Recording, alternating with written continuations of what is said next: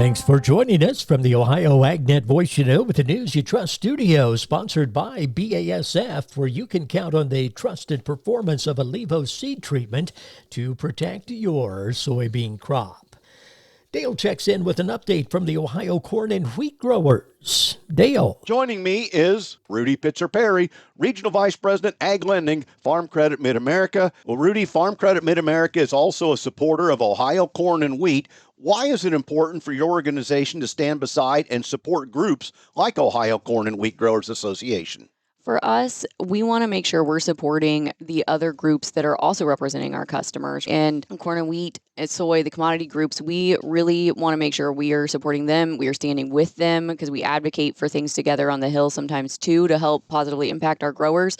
Anything we can do to help have a positive impact on those customers we represent. And we see a lot of your signage and things at the Ohio State Fair supporting young people and helping them to understand there is a future for you. We're here to help the risk and have the conversations as they need to happen. Yeah, for sure. We put a huge emphasis on youth investment to help people understand where ag is, where their food comes from, but also hopefully get more youth involved in agriculture, and hopefully that lasts and get them into ag as a career as well. Rudy, how do we get a hold of your folks? www.fcma, just like farmcreditmidamerica.com. And if somebody doesn't know their local office, you can look that up there. And I mentioned our Apply Online program. You can even go on and apply for a loan online. So anything you may need.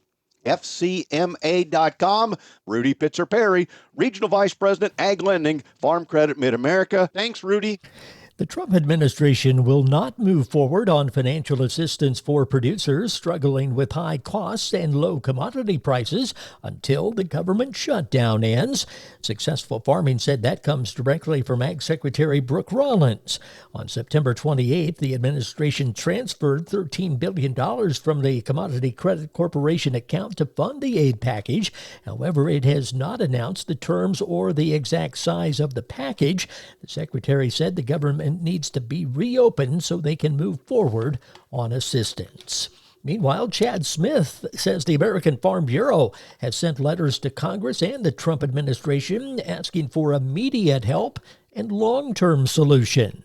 The overall U.S. farm economy is in very bad shape, and the long-term viability of the sector is in danger. Brian Glenn, Director of Government Affairs for the American Farm Bureau Federation, says costs have skyrocketed while commodity prices have dropped sharply. Cost pressures from labor, regulatory compliance, fertilizer, and energy have eroded margins for farmers, while their crop receipts have also fallen steeply since 2022. Since 2022, U.S. ag has also experienced a trade deficit, and persistent non-tariff trade barriers have added to the volatility. Both beginning and veteran farmers are having to make tough choices to survive. Farm Bureau sent a letter to Congress and the White House asking for immediate assistance. In the short term, we urge leaders to authorize bridge payments for farmers before the end of 2025. These payments must be robust enough to address sector-wide gaps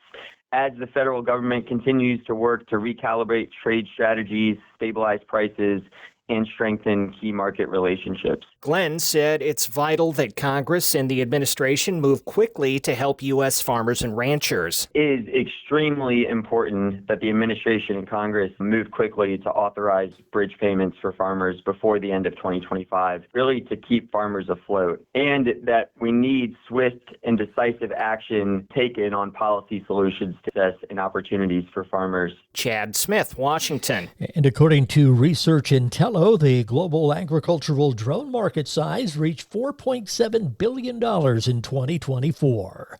The markets are next. Nearly 90% of farmers say that financial worries, constantly changing market conditions, and other uncontrollable variables take a toll on their mental well-being. Add in the weather and family dynamics, well, it's a lot to handle alone. But did you know farmers and their families can receive free confidential services from licensed professionals? Support is available 24/7 to help with the challenges you face. Look for Farm Family Wellness Alliance under the Resources tab at farmfoundation.org. Take care of yourself. Your well-being matters. So many things that can have an impact on agriculture are out of the farmer's control.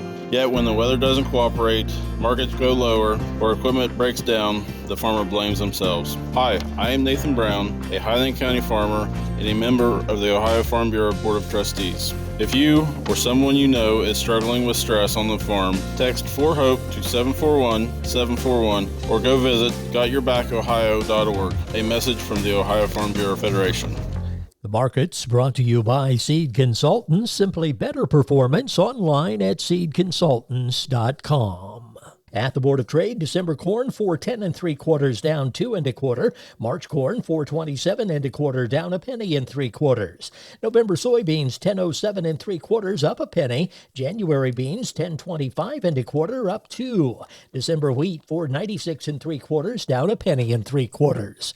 At the Mercantile Exchange, October cattle 240.57 up $2.10. October hogs 97.42 up 42 cents. November feeder cattle $376.72 up 82 cents.